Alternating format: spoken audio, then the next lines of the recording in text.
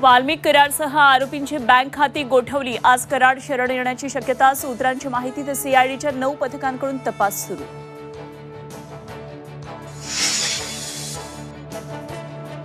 संतोष देशमुख हत्ये प्रकरणात अंजली दमानी यांच्या आंदोलनाचा दुसरा दिवस। आरोपींना अटक होईपर्यंत दमानिया आंदोलनावर ठाम। आज पुन्हा ठिय्या आंदोलन करणार।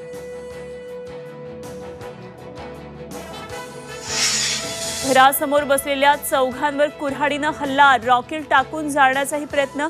कल्याणमध्ये धक्कादायक प्रकार। आरोपी चेतन मांडळेला बेड्या।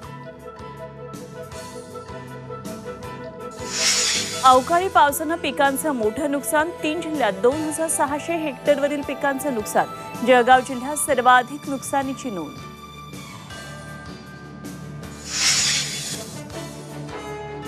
शेतमालाला भाव द्या, अन्यथा लग्नासाठी मुलगी शोधा। शेतकऱ्यांच्या मुलांची मुख्यमंत्र्यांकडे मागणी।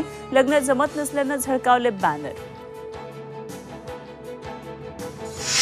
आणि सारंगखेडा घोडे बाजारानं मोडला 4 वर्षांचा विक्रम। यात्रेत आतापर्यंत 900 घोड्यांची विक्री।